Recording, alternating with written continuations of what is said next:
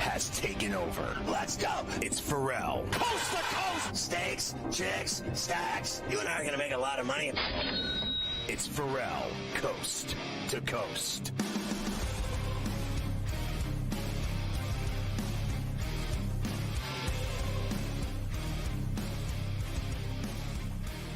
It's Ferrall on the bench, coast to coast, in the biggest way possible. Hanging out the bad seed, the bad apple with a bad attitude. We are live in New York City, the Big Apple. Ooh, people dressed in plastic bags, directing traffic, some kind of fashion shake it up, yeah. Ooh, woo, woo. Along with the Tutty and Tater King himself, the founder of the Aisle Seat podcast, the rights holder of the Sheet of Integrity, and the Put It With the Golf guru, Carver. Hi this afternoon.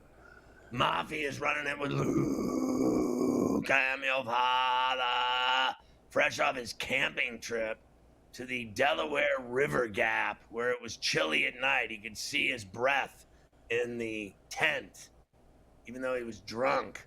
The lineup for today, Gabe Morency, a double shot from Vancouver, of course, in the first hour. Plus, within the walls of the first hour, Bill Michaels, the legend from the great state of Wisconsin. We'll talk Brew Crew baseball. They're on fire! And in the final hour, the coup de grace, the Las Vegas golfer, Brady Cannon, joins me to talk about the Open Championship. I got to tell you, Mike, I thought the course was too easy on the weekend. I'm just going to say it. Saturday and Sunday, to me, was a joke. I expected, a harder golf course than to see guys 17 under.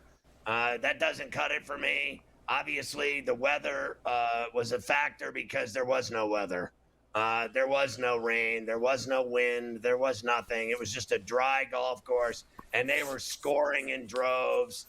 They were hitting 30 and 50-foot putts left and right. You think they could have maybe put the cups in better places, more dangerous putting situations?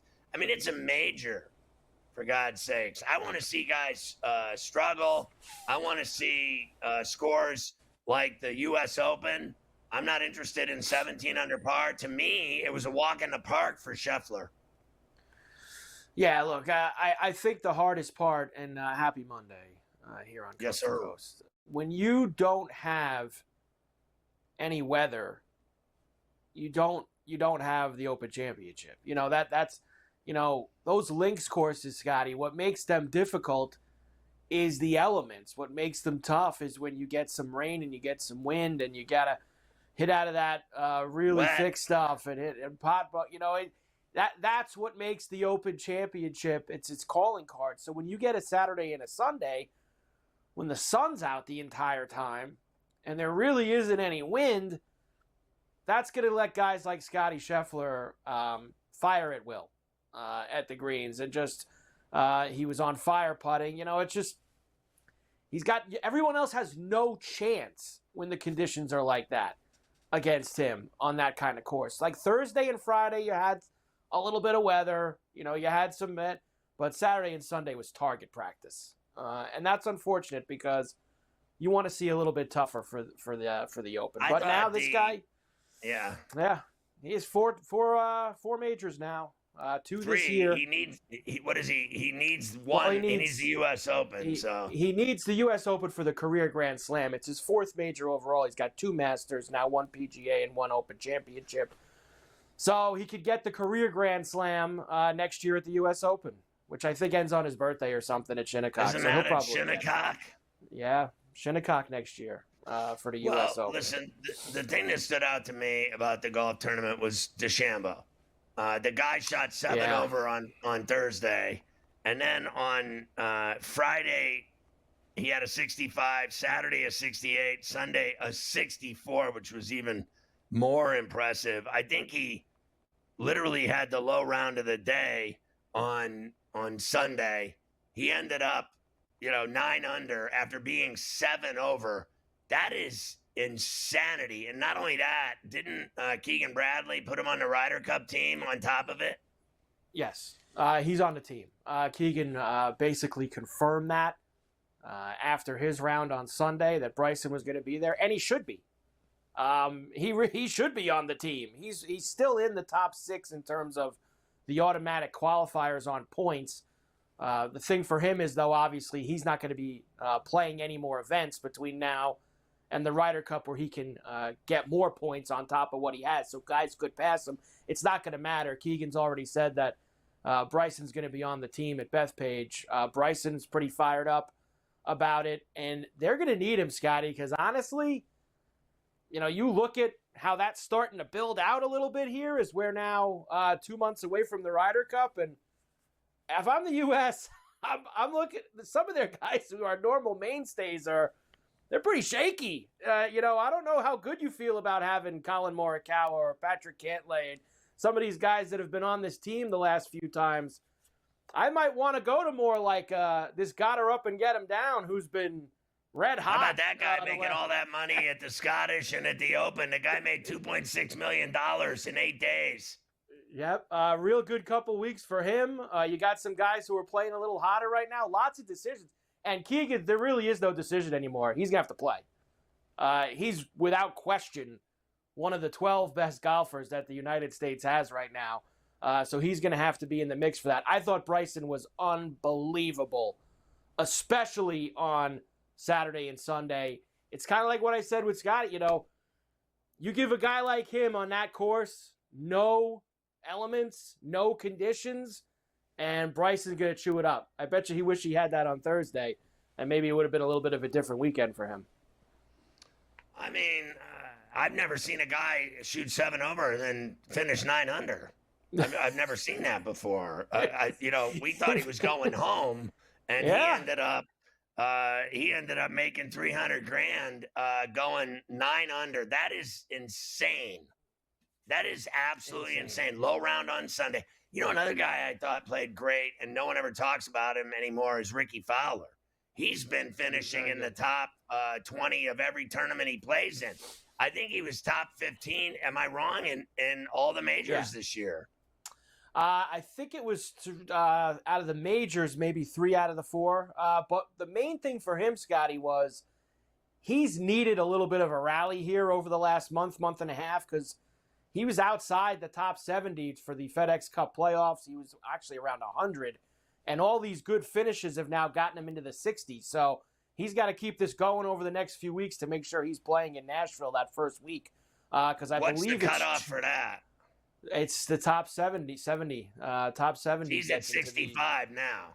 Yeah, so he needs, but he's got 2 more weeks. A lot of these guys now, because of how it's structured, are going to be playing in Minnesota this week and at the Wyndham, of course, in the next go. They got, I think, 2 or 3 more tournaments, and then they get to the FedEx Cup playoffs. So big few weeks for guys like Ricky and a few others who are kind of on that number and want to make sure they don't get left out of that top 70 spot. So we got plenty of golf today to do. We got a lot of baseball as well, as we're back finally in the swing with that. Big weekend for some teams like the Brewers, man. They don't lose, Scotty. 10 in a row, sweeping in L.A. Unbelievable. How bad has it been for the Dodgers? What is the number now? Like 15 of 17 they've lost? Something like that? I'm going to give you a couple of their guys later. You would think they haven't won a game in 6 months. The way I hope some they of them don't win sound. any more games. They might not, the way that they look right now. Defeated the Dodgers look in the locker room after these games. So you can forget about that over for the season total.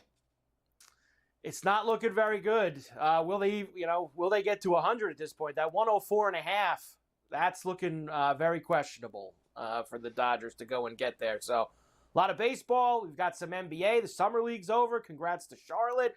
We got NFL camps basically all going to be open by the end of this week, Scotty. Everybody's going to be in-house for the NFL by the end of this week. Yeah, very exciting. And CP3 back to the clip joint. Yeah. What a way to finish your career. Playing with Harden and all those guys, Kawhi out with the Clippers. And not winning a title. Not winning.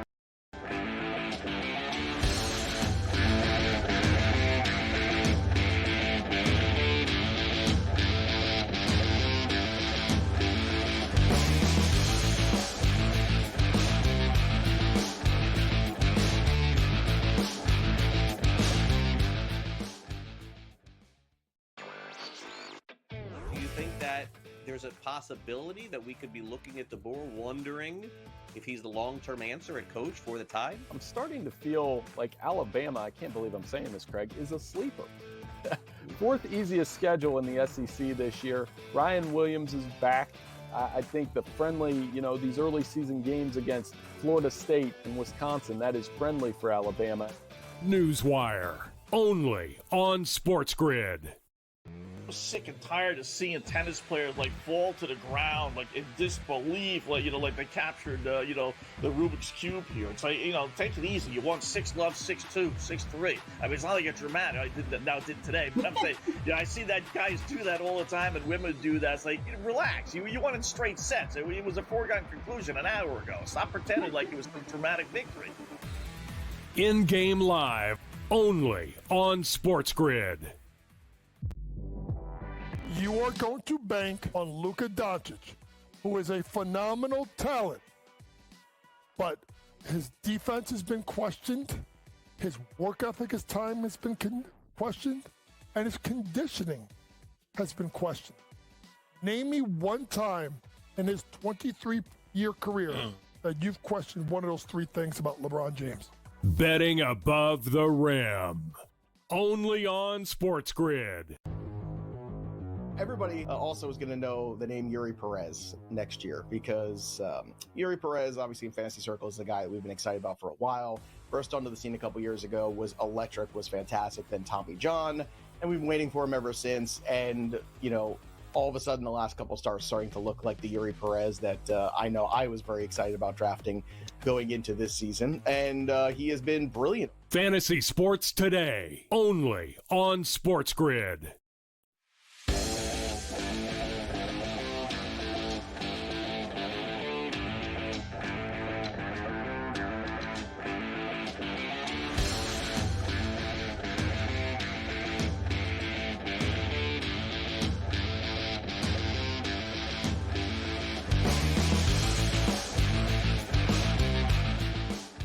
So just so we're clear, Morency's on the road. He's in Montreal. He's going to be doing coast to coast, I think, every day. Am I wrong about that? You're going to do coast to coast. You're not going to be doing Sports Rage at night. They're going to do in-game live while you're in Montreal. Big homicide double bill Thursday and Saturday. The regeneration of the great heavy metal band and wonder of our times, Homicide, is back on stage Thursday night in Quebec, in Montreal. It's going to be a scene in a punk rock club as Morency's going to be throwing down. The last time he played with Homicide, he had hair down to his kneecaps, and now he's going to go with a new look tonight. I hope he's not going to wear that acid trip picture behind his head in his hotel suite in Montreal. I tell you what, we got quite a nice suite, actually, Scott. It pays off to be a Marriott Bonvoy points member.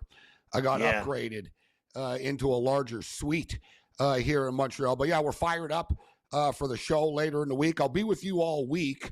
I'll check in with Kurtz and Kaufman a couple of times this week in the late night hours as well. But I'll be with you all week, except for the show day on Thursday, Scott. We're actually loading in at like 3, 4 in the afternoon. We found out our actual time slot now. So for those of you that are going to be coming to the show, if you're in the area, you should come. Big Metal Fest at the legendary Fafun Electric in downtown Montreal. We're the second to last band. There's like 5 bands. We're playing fourth. We're going to be playing it at 10:20 until 11 o'clock Eastern. So we got a 40-minute set, 10:20 to 11 Eastern, Thursday night, July 24th. Be there. So I know you've been shopping for certain things you needed for your performance. You've been memorizing all the lyrics. Are you ready? Yeah, we're getting closer. You know what? I'm glad the show's not right now, to be honest. We've got 3 more rehearsals before the show on Thursday, so we went hard. My voice was shot after last night. I got off the plane, and anyone that flies knows you get dehydrated. It's not good for your voice. And the next thing you know, I'm screaming metal for 3 hours last night. But you know what? I'm a warrior, Scott. We're going to be ready We'll make ourselves ready, and we're fired up. I'm just gonna, we're gonna show up like Scotty Scheffler in Northern Ireland, bro. We're coming to win. We're coming to kill it. Speaking of ready, it appears that your Dodgers are no longer ready to play baseball games. How bad has it gotten? I saw the Brewers game yesterday. There was nobody in the bleachers. I've never seen that before on a Sunday at Dodger Stadium. There was nobody there. Yeah, I think, sometimes there's certain sections where people aren't in the sun, but I'm not going to. You can never panic, right? Listen, Scott, they've won 58 games. I think they have the second most wins in Major League Baseball still, right? So there's ebbs and flows. We saw it with the Yankees. The Dodgers are going to be judged in the big picture. Suddenly they got, they're only 3.5 games up in the division right now. But normally, Scott, the Dodgers can lose 4 or 5 or something, and they're pretty casual about it, and nobody panics. Clayton Kershaw is now starting to get angry. There's like guys in the room in the clubhouse that are starting to, say, listen, this isn't good enough. We need to be better. Even though they are in first place, they should be better. Tonight's big. This is a big series for them now. As you talked about, Scott, they're like, 15 and, they've won like 4 games, the last 19 games or whatever, 2-8 in their last 10. It's time to say, okay, put that behind us. Let's start winning some series and get back on track. They're minus 170 favorites tonight. Ohtani on the hill. He doesn't go long, and he has been lit up as well. But at minus 170, I think the Dodgers are the play tonight. And, Scott, also the Blue Jays, we know they're hot. So me coming on here and, they're hot. I mean, that's as old as the Coldplay bit right now. But what I don't understand, Scott, is just constantly the number. They don't get respect. Gossman's a stud. They're underdogs again tonight. They're constantly underdogs or small favorites, and all they do is keep on winning. At Toronto, 10 straight. Yeah. And they win every series. They just swept another one. They're like 15-1, Scott, in the last 16. Remember, they had like a 10-game win streak going into the break. They lost once. Then they won a couple of more. They're even money. Yeah, now they won again, and they're plus 100. Scott, when they came out of the break, man, you and I talked about it. Remember Verlander? You said Verlander doesn't win. He's 0-7. And the Blue Jays were minus 140 with Bassett on the hill, who's great at home. Easy money. And tonight you got Gossman, who's a freaking stud. I get it. The Yankees get respect, and it's revenge for the Yankees. But the way the Blue Jays are playing, how the hell do you not take them at plus 100? They just swept the Yankees. They kicked their ass, and then I bet on them today. I bet that ticket at even money.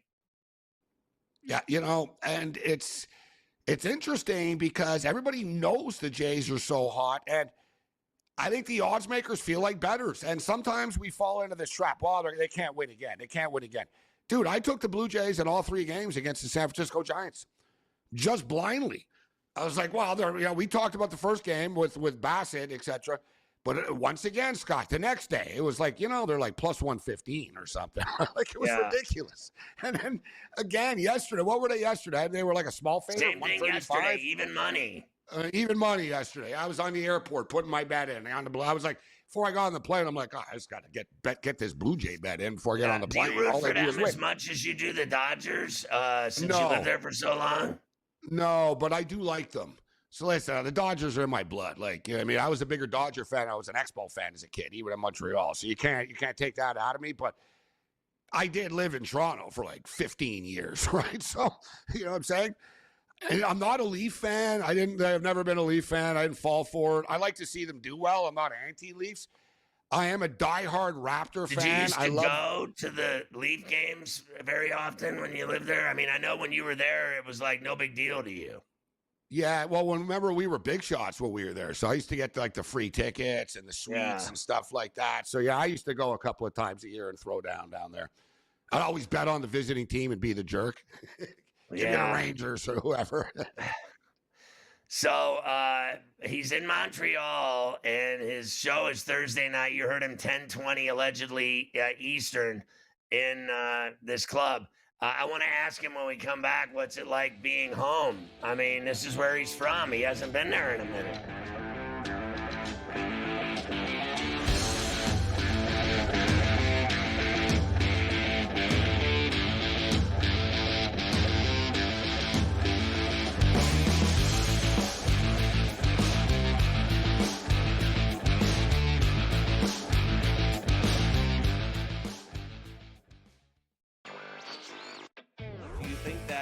there's a possibility that we could be looking at the board wondering if he's the long-term answer at coach for the Tide? I'm starting to feel like Alabama, I can't believe I'm saying this, Craig, is a sleeper. Fourth easiest schedule in the SEC this year. Ryan Williams is back. I think the friendly, these early season games against Florida State and Wisconsin, that is friendly for Alabama. Newswire, only on SportsGrid. Sick and tired of seeing tennis players like fall to the ground like in disbelief, like they captured the Rubik's Cube here. It's like, take it easy. You won 6-love, 6-2, 6-3. I mean, it's not like it's dramatic. I did that now, did today, but I'm saying, I see that guys do that all the time, and women do that. It's like, relax. You won in straight sets. It was a foregone conclusion an hour ago. Stop pretending like it was a dramatic victory. In-game live, only on SportsGrid. You are going to bank on Luka Doncic, who is a phenomenal talent, but his defense has been questioned, his work ethic, his time has been questioned, and his conditioning has been questioned. Name me one time in his 23-year career that you've questioned one of those three things about LeBron James. Betting above the rim, only on SportsGrid.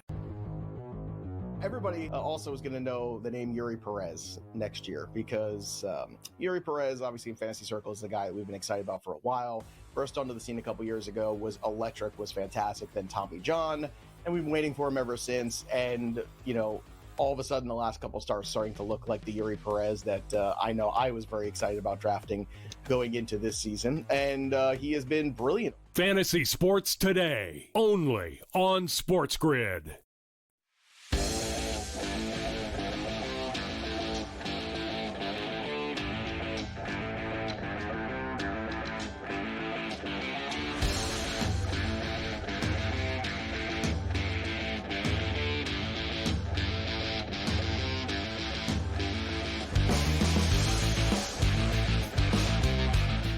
So we're talking to Morency. I told him my son's going to London tonight, and I'm like, so 34C and my daughter are at the beach for a week, and then he's going to London. I'm left with a 130-pound dog. That's it. That's my story. I'm left with a dog. Montreal for Morency. He flew across Canada. And the lovely Tanya was not having any of it. She said, go ahead to your rock concert, and left him. He went on his own, and he's back home again in Indiana.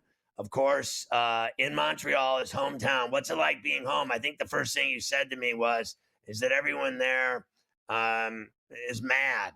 They're mean people. Yeah, you know what? I sort of forgot. I haven't lived here in a long time, and I was reminded quickly as I returned about what it's like here. But listen, Montreal is a great city. There's always something going on. Montreal is a city of festivals. So you have one of the biggest jazz festivals in the world. The festival, the Jazz de Montreal, is one of the big ones. The Just for Laughs, the big time comedy festival, not quite as big as it used to be, but still a big one. And literally, like outside my hotel, Scott, it's a festival called Fantasia. And this one's been going on. I forgot about it when I saw it. I was like, man, I can't believe they still have this thing.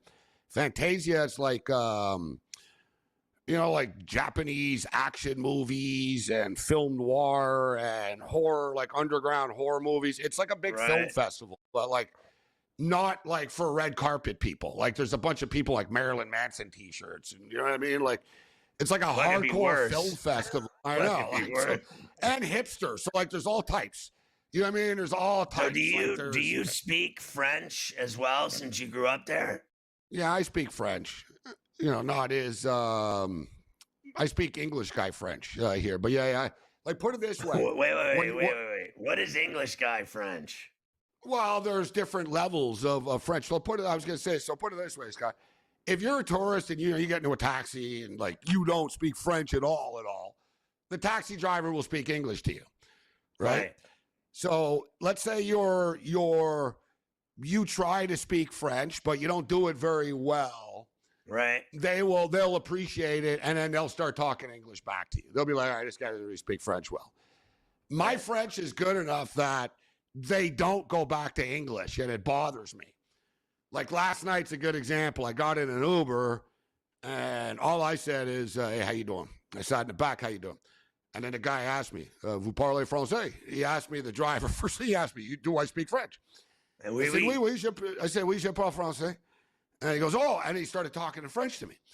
And normally, like, we're going back and forth. So, yeah, my French was good enough that he didn't go back to English after. He just kept, like, railing in French. And he's cracking up. And I got, like, 80% of it, Scott. But he's riffing fast. Like, blah, blah, blah, blah, blah, blah, blah. And, like, he's laughing.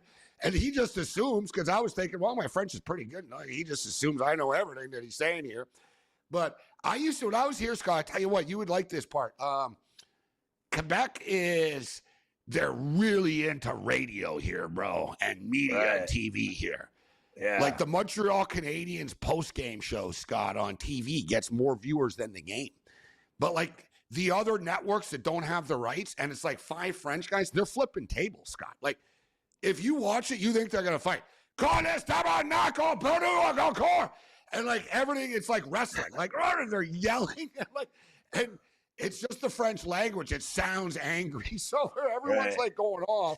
Did you see the article today about they rated all the NHL TV play-by-play teams, and they ranked them literally who's the best and the worst in the league. Where did Montreal rank? Off the top of my head, I don't know, but I think they were like, I could be wrong, but I think they were like 10th. He is French, so it's weird. Like the big broadcast here is French. Pierre Hood does a great job. That's how I think your guys, and I think the guys in Vancouver actually did better. Oh yeah. Shorty, he's very good, Scott. He's very, very popular. The number 1, number 4 was our buddy Joe Beninati, and number 1 was just off the top of my head. The number 1 team was Ken Holland or whatever in Detroit, whoever that is that does the game. Yeah, I would have won. Like Albert, listen, New York Albert is great. Ken Cal, whatever. Like they were we'll number hit this 1. later in the week. I'll look at the list. I want to see it. Look at the list, and we'll talk about it tomorrow.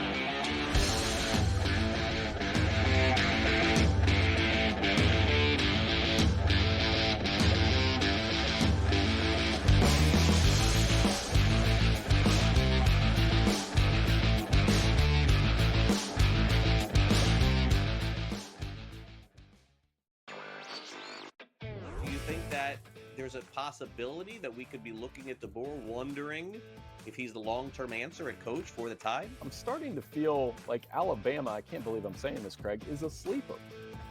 4th easiest schedule in the SEC this year. Ryan Williams is back. I think the friendly, these early season games against Florida State and Wisconsin, that is friendly for Alabama. Newswire, only on SportsGrid. Sick and tired of seeing tennis players like fall to the ground like in disbelief, like they captured the Rubik's Cube here. It's like, take it easy. You won 6-love, 6-2, 6-3. I mean, it's not like it's dramatic. I did today, but I'm saying, I see that guys do that all the time, and women do that. It's like, relax. You won in straight sets. It was a foregone conclusion an hour ago. Stop pretending like it was a dramatic victory. In-game live, only on SportsGrid. You are going to bank on Luka Doncic, who is a phenomenal talent, but his defense has been questioned, his work ethic, his time has been questioned, and his conditioning has been questioned. Name me one time in his 23-year career that you've questioned one of those 3 things about LeBron James. Betting above the rim, only on SportsGrid. Everybody also is going to know the name Yuri Perez next year because Yuri Perez, obviously in fantasy circles, is a guy that we've been excited about for a while. Burst onto the scene a couple years ago, was electric, was fantastic. Then Tommy John, and we've been waiting for him ever since. And, all of a sudden the last couple stars starting to look like the Yuri Perez that I know I was very excited about drafting going into this season. And he has been brilliant. Fantasy Sports Today, only on SportsGrid.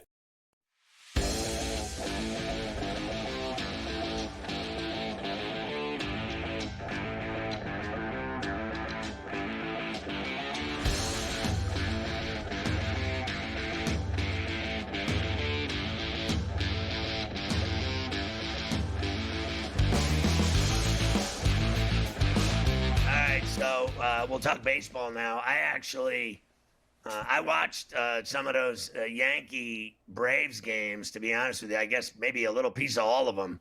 And, man, did I get burned on betting on that series. Like, I bet on the Braves yesterday, loss.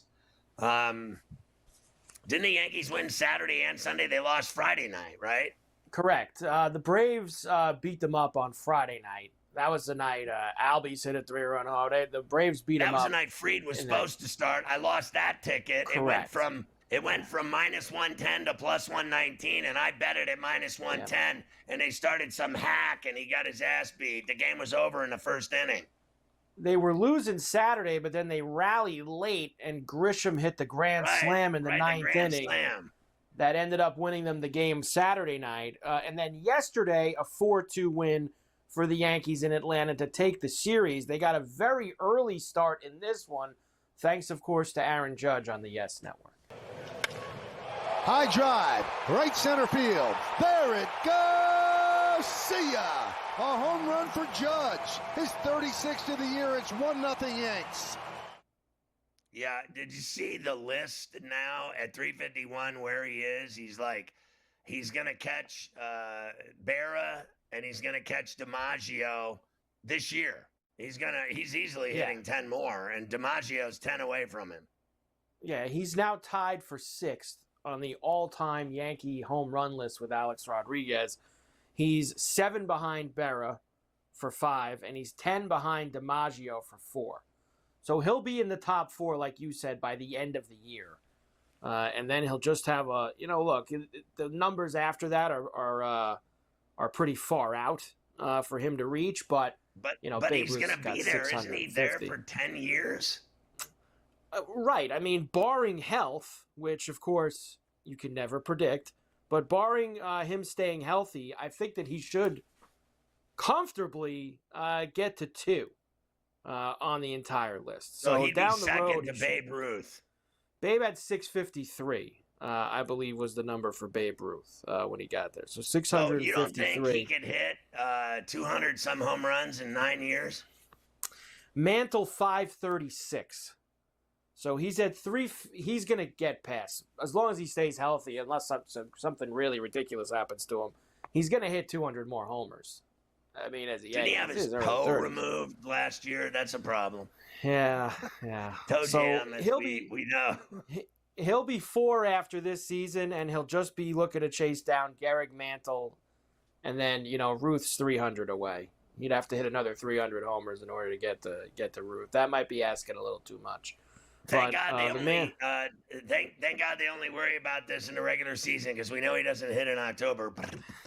No, he does not. They also got yesterday, stunning, a decent performance for Marcus Stroman. Doesn't happen often. 6 innings, 5 hits, 1 run, and 4 strikeouts for him. So not a bad weekend for the Yankees. Their problem is, though, Scotty, even though they won 2 out of 3 in Atlanta, they lost a game this weekend on the Jays because the Jays don't lose, especially at home. They beat the Giants 8-6 yesterday. They swept the weekend. Addison Barger continues to stay hot on Roku. There's bad ball hitting, and then there's what they're doing. Barger crushes one to right field. Into the second level. Man, a monstrous home run. And it's 7-2 Jays. I watched the Jays this weekend. I got to tell you, man, they're a good baseball team, and they win, and they are just killing everybody, and they win in that ballpark like nobody's business, and I think they look really good, and I think all these teams are chasing them. They're going to lose. They're gonna win that division. They have now passed Houston. They have the second best record in the AL. So they would now have a bye if the playoffs started today.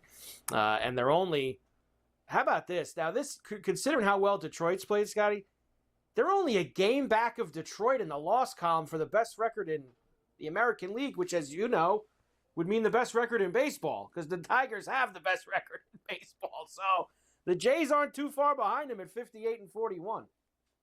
Yeah, listen, I think I was watching Scuba last night. He's unbelievable. I think the Tigers are a really good team. They're already at 60. And I think the Jays are legit.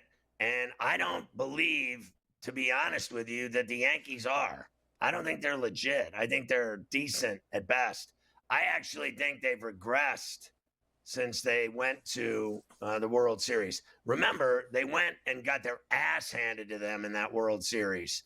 And right. I don't think they've recovered from it. They act like, Boone's always talking about, everything's rosy. Everything's just coming up roses. It's all wonderful. Everything smells fresh. It's a beautiful day. And we're just going to do what we do. We're going to go back to the playoffs and we're going to play for a world championship. Yeah, I'm not buying that shtick. And I haven't bought that shtick from that guy. He is a salesman of the highest order. And they love him the way he handles the media. But I don't think they're better than they were. I really don't. And I don't deny that Max Fried has been great. I don't deny, because when they lost Cole, everyone thought the season was over. I think they're a playoff team, a wild card team at best, and I don't think they're winning anything. I agree with that. They're not going to. And I wouldn't count on Stroman to save your ass. Like, Stroman in a big game, are you kidding me? He'll get lit up. I mean, A game yesterday in Atlanta against that hack-ass Braves team, the first hack-ass Braves team we've seen in maybe 20 years down there. They are really average, and they're not going anywhere.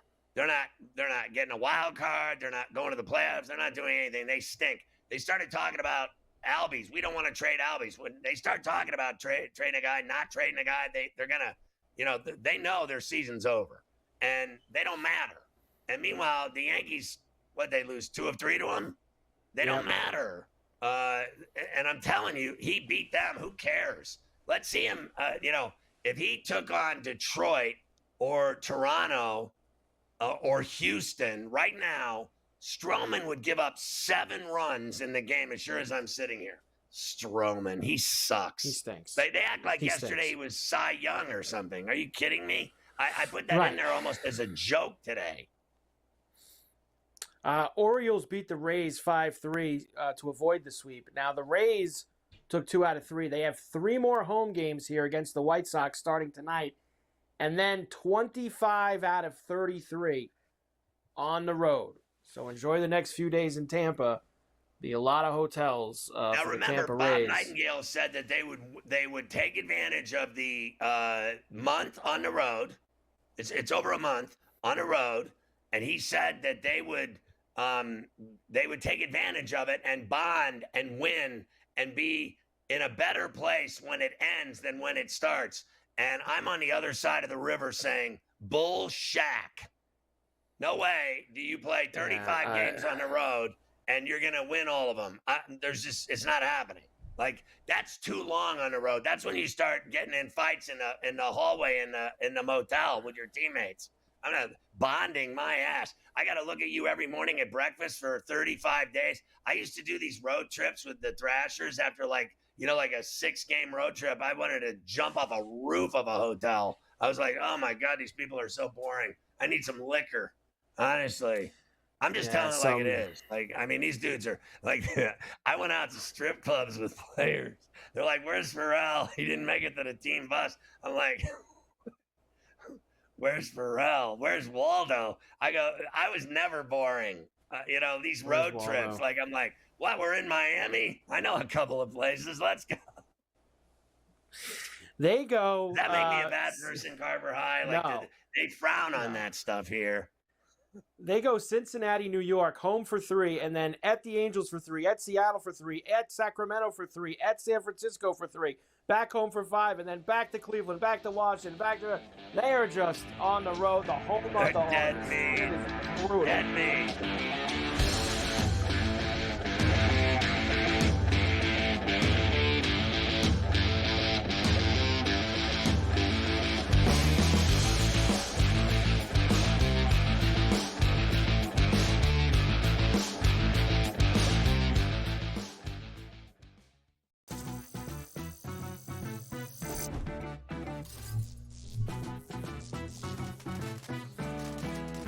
New to social casinos? You're in for a treat. Most online casinos offer bonus cash or coins just for signing up. That's your own little participation trophy. Now, go get lucky.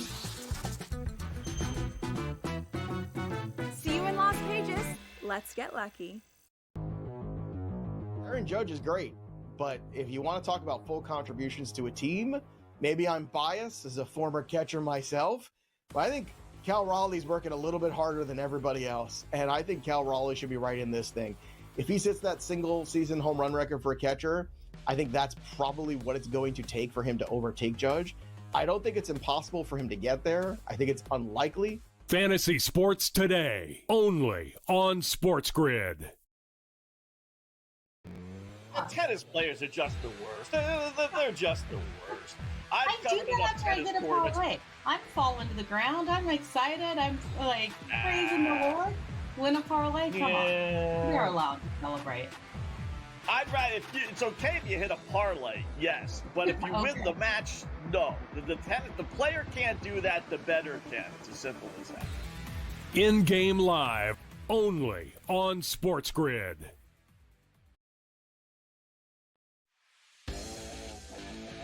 TJ Watt going to the bank. I don't remember the last time he had a sack in the last month of that season. And then in the playoffs, he did absolutely nothing. And then you're going to give him $41 million a year, $123 million, what, 108 million guaranteed? Ferrall coast to coast, only on SportsGrid.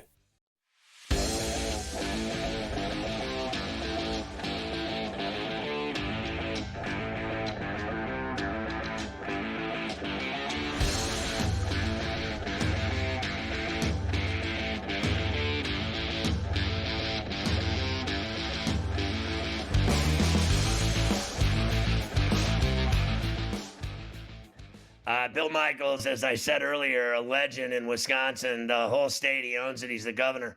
I just wanted to mention to you that you just brought up the Super Bowl in Santa Clara at Levi's. Yeah. And that, it's clearly, I live there. It's clearly top 7 in traffic in the country. It's got to be that. The traffic in that city is really strange and really bad. Like, it's not it's not New York, it's not LA, it's not Miami, but it's top 7. I mean, I'm going to give it a strong 6 or 7. So if you had to go from the convention center in San Francisco and they have that media night at the Levi's, if they do that drastic, that would be just drastic. Because I'm telling you, getting from that place, that city, down to that place at any hour is a nightmare. And you brought up, I'm already booking my house. And I'm like, oh, God, I just on a bus for 3 hours. I can see it now. I'm already angry. Right. Oh, it was terrible. And the last time we were there, we stayed up in Sonoma. So when you stay on Central Time, you're a couple of hours. So instead of the show starting at 10 a.m. Central Time, it starts at 8 a.m., which means you got to get on the road at 6, which means you get up at 4. So you're leaving wine country. The cool thing was crossing the Golden Gate Bridge, but then when you left, you had to go over the Bay Bridge into Oakland and then around. It was a nightmare. What a nightmare. What a nightmare that is. And listen, I got to tell you, I got to tell you, like, I used to go over that Bay Bridge all the time, right? Like, I lived there. And I used to fly out of Oakland because I lived in Huntington Beach, and I would go home on the weekends to my crib on the ocean, as opposed to living in the city in San Francisco. I love San Francisco, but I used to drive on that Bay Bridge. And look, I don't like being on bridges to begin with. And then let alone that bridge, I will never forget when people just drove right into the ocean. They just drove right in. They just drove right off the end of it into the ocean.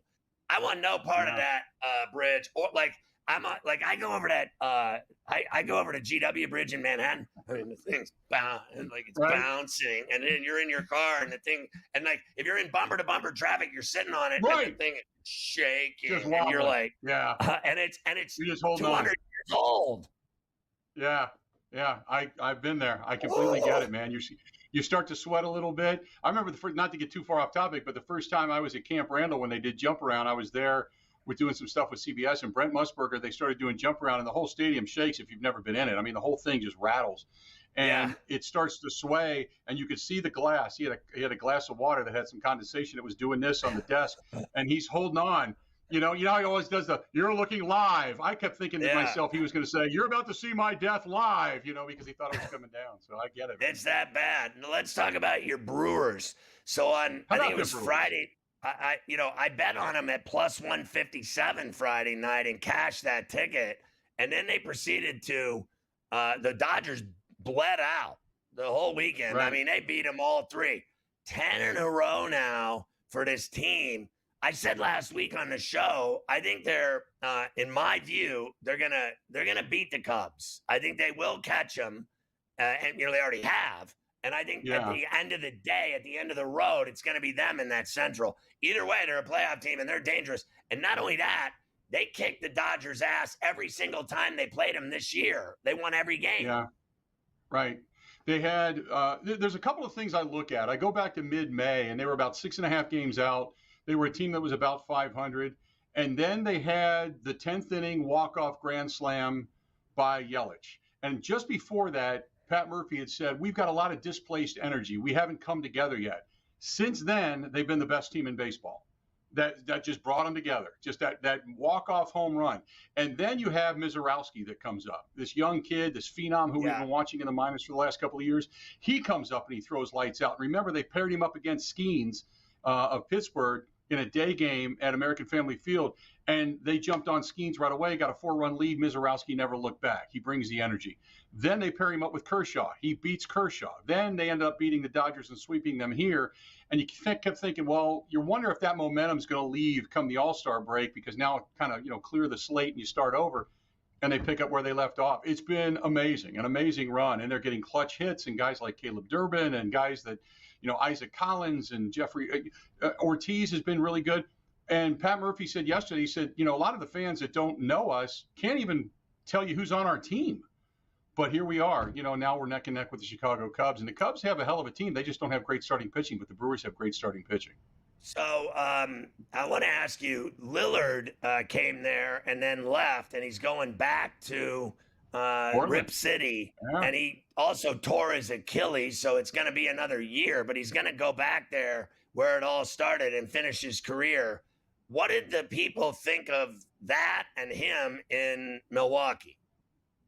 It was something that we knew something would happen. We just weren't sure what. You thought, well, maybe if they keep Lillard by January, maybe he can come back and contribute for the second half of the season.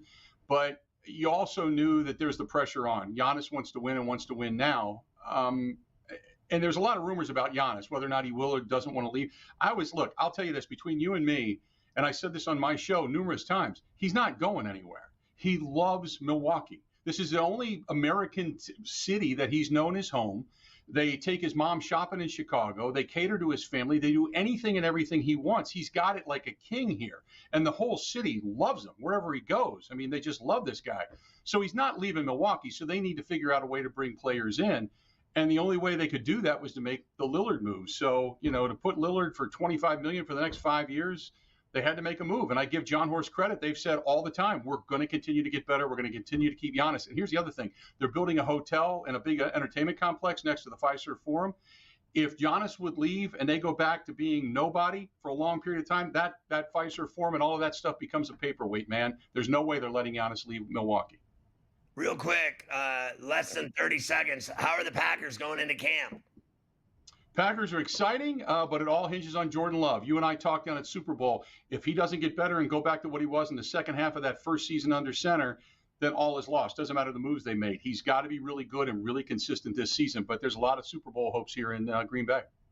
So Bill Michaels has a gigantic house on a lake, and he only has 2 neighbors, and he doesn't like either one of them. Good to see you, Bill. You the man.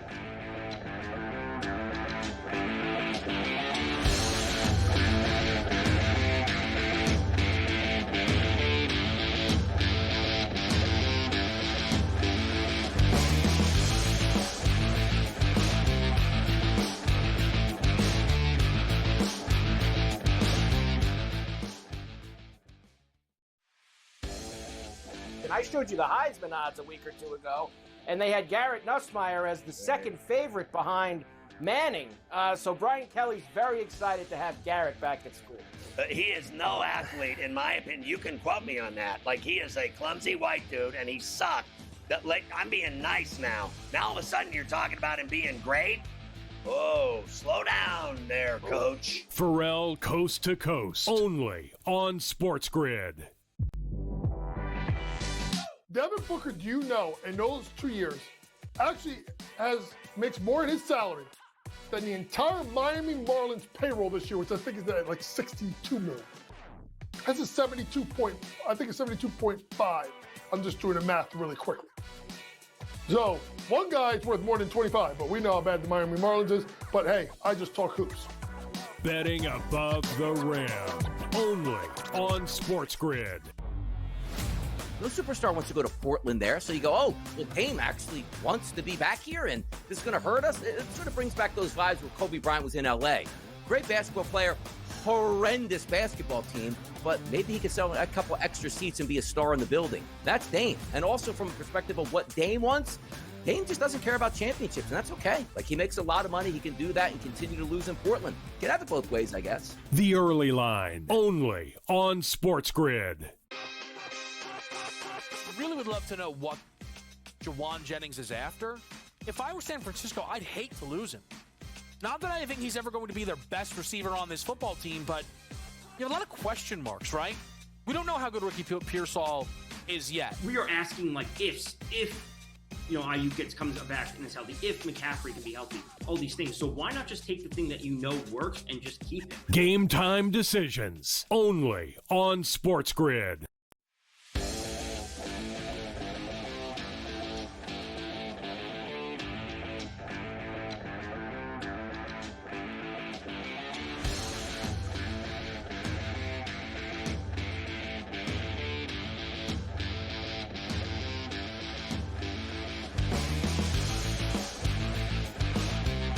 Carver High. We're talking baseball still. Yeah, good weekend for the Angels to start the second half in Philadelphia. They take 2 out of 3 from the Phillies. They were able to avoid that Schwarber grand slam on Saturday to win 2 out of 3. 8-2 on Sunday. Taylor Ward doing the damage on FanDuel Sportsnet. Taylor Ward on ball, 2 strikes.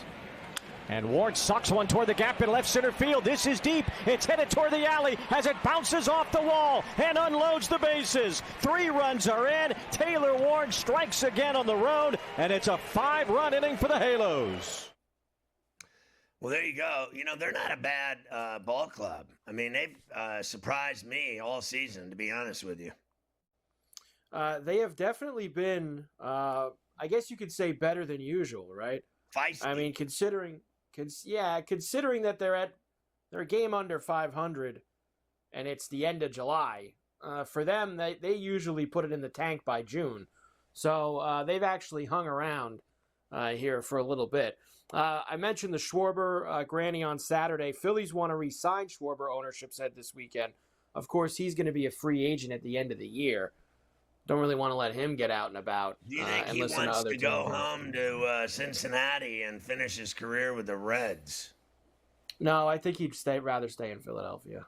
I think he really likes it there. I think that's the place for him. I don't think he's going to go back to Cincinnati. I don't think Cincinnati really can afford him. I actually think they could, and I think they would love to get their hands on him the way he hits home runs. But Philly says they're going to give him a deal, so let's see if they step up and do it. Money usually talks when it comes down to this stuff. As much as guys say that they love it somewhere, oh, I love this place, oh, I do that, 80% of the time it's still all about the money. Listen, there's one thing, money's everything. And then the other thing is I can't stand it now. That bothers me for some reason. In sports, when these guys leave and go somewhere else, they do these phony ass, ads in the newspaper or billboards of thanking the, city that they played in. I mean, every single guy does it. Like when they move on, there isn't a player in sports that doesn't do the proverbial goodbye ad in the local paper. Like, it's pathetic. To me, it is. It's all about money. Yeah. It's not about, oh, I loved all you people so much. Thank you for everything. I became a man here. Yeah, sure. None of these players give a rat's ass about anywhere they play. All they care about is money. Know that. Start living that way, and you'll understand things better in sports. Like, it's all about money. Nothing else matters. Nothing. Where they play, where they live, their family. Oh, my family. Money is everything. Like, it's like another one. Like, look at your boy, Von Miller. There's no reason for that guy to play football anymore. He's completely finished. He is absolutely toast, burnt toast. And what do? They'll give him a few $1 million to come back and rush on third down and never sack anybody? Who wouldn't take the money? Who wouldn't take that last paycheck if they're going to give it to you at the pro sports level? They just pay people millions now to do nothing. I mean, like, honestly, in baseball, it's like 80% of the league hits 200, and they all make millions.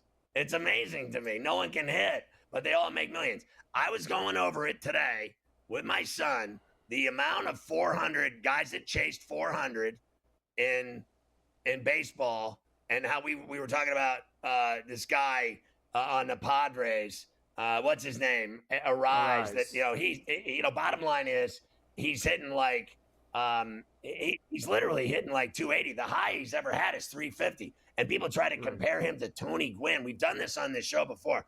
Tony Gwynn was 3 hits away from batting 400. And this kid never 350 and 400. Do you know how far that is? That's like flying to London to New York. It's so far. 350 to 400 is like the gap of getting to 400 and 350 it's impossible. It's absolutely impossible. You're either a 390 hitter or you aren't. It's simple as that. There are no George Bretts. There are no Rod Carews. And there's no Tony Gwynns anymore in baseball. That's all there is to it. Nobody can hit, but they make hundreds of millions of dollars. It's amazing to me. That is truly mind-boggling that they make all this money and none of them can hit.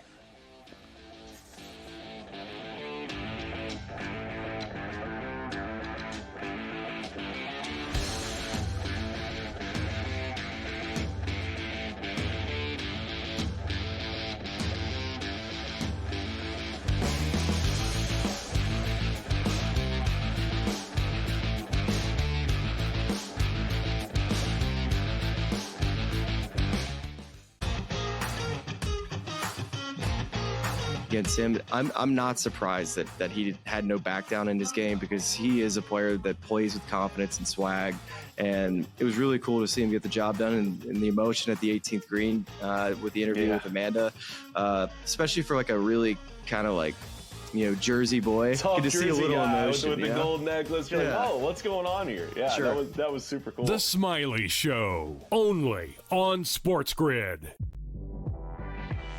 Her ability to defend, shoot the three, rebound, pass the ball, and on a team that is awful. Right now, trending to get the #1 overall pick if they win the WNBA lottery. Possibly to draft her buddy AZ Fudd, maybe. But when you look at Paige Beckers is a top 10 player in the WNBA. Betting above the rim, only on SportsGrid. Seiya Suzuki and Pete Crow-Armstrong is the first time the Cubs have ever had 2 players reach 25 home runs before the team's 95th game. I thought that was a stunningly odd statistic that you would have just thought, well, the Cubs, storied franchise, all these big superstars that they've had, and even superstar tandems, they've never been this good, and they continue to be that, man. They are just continuing to hammer the baseball. Pete Crow-Armstrong, what an incredible trade that's worked out to be for the Chicago Cubs. Fantasy Sports Today, only on SportsGrid. Shohei Ohtani can do something that nobody else in Major League Baseball can do. That means being maybe one of, if not the top 5 best hitters in baseball, and then go on the mound and throw some gems out here. Like, he threw 9 innings so far in his season, which isn't a lot, but that ERA is at 1. Are we saying that once he gets to 5 and 6 innings, that ERA is going to stay at 1? No, it isn't. But if it does, my goodness. I mean, just hand him the Cy Young on top of it as well. It's cheating. The Early Line, only on SportsGrid.